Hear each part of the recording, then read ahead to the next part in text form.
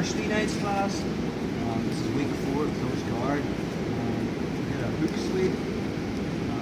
So we're just going to do a variation of that. The emphasis is the same. You know, you make that charge being exposed on me, you make the cross grip coming underneath my wrist. And play around, we covered 5 different methods. You just keep the same first one, but you can play around and make it right. So what's my goal? Obviously, to get into the sights, is where I need to get us out past my center. I'm looking to get angular advantage, and I'm looking to get my head higher than cars and make this initial grip on the lapel and hand in the sights. But good players know now that they're going to put pressure on me, and they lift their knees off the mat. So from here, on Thursday we were showing you how to turn my hip and put it on a hook, and then I could put in the second hook, and then I'd bring my knees towards my chest, and I lift Carl's hips higher than his head. Then I shorten my left leg and lengthen my right leg. Another option from that position, or a variation,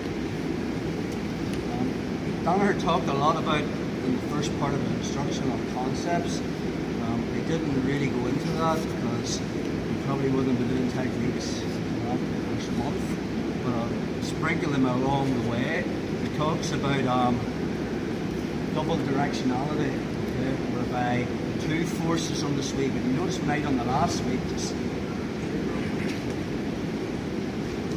when I did the last sweep, okay, I was just using my 2 legs really in the same direction.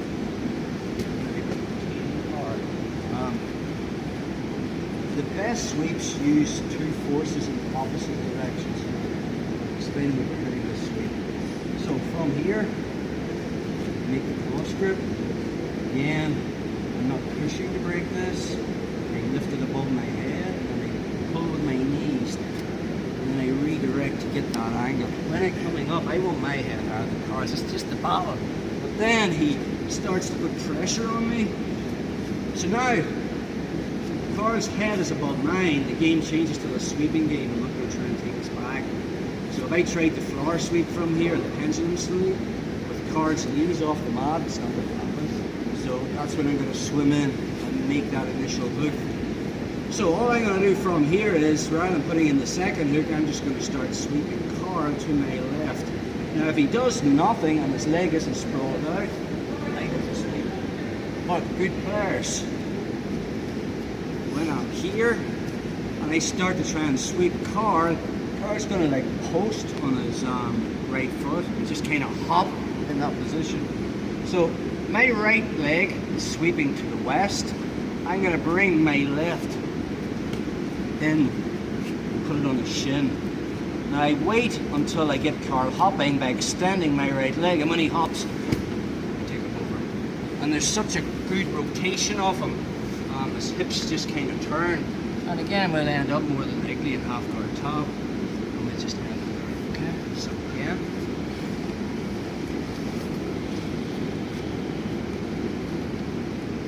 So this double directionality, Dungannon calls it.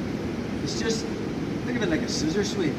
I was going for a scissor sweep. My right leg is kicking to my left, and my left leg is doing an opposite force to the sweep.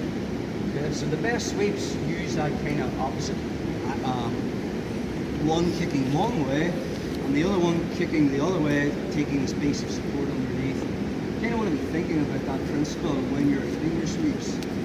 So once I pull and break this across, getting his elbow past my center line, sit up and talk about how important this grip is.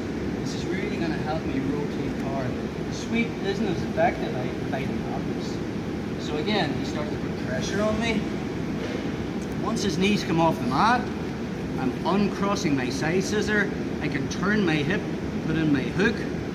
Now, when I elevate Carl with my right hook, I'm pulling with this left grip, and I'm pushing with my right hand to really try and sweep him in one direction. If he's got game, he's going to start hopping on that foot, and I'm going to keep sweeping him that way. And watch, his foot's coming close to mine. So now this foot goes in the shin.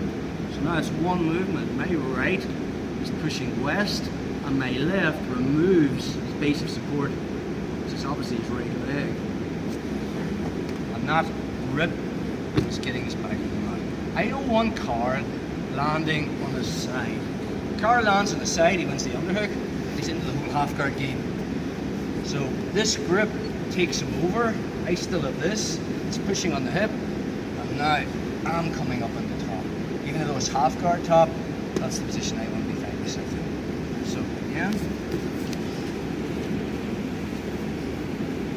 I think out of the two sweeps, this is the most high percentage because you're using that double directionality. So from here, you bring it across, and we're looking at my head out of the cars. Carl jumps in.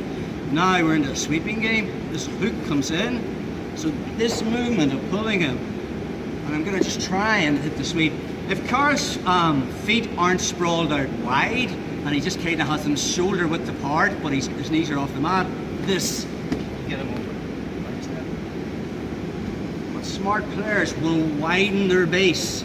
So instead of his feet being shoulder width apart, they'll probably go wider. So I'm using this movement. And when Jiu-Jitsu is so much of a feel thing. I can't look to see where his leg is, but as I do this, my sole of my foot finds his leg, finds his shin. Step back again. So when you're drawing this, don't worry too much about the forces yet. I kind of want you just trying to get your feet in the right place. So once I come up here, as I move him to my left, this foot just finds him. And then I kick him a little bit more, I help him on his way, and when he takes that step,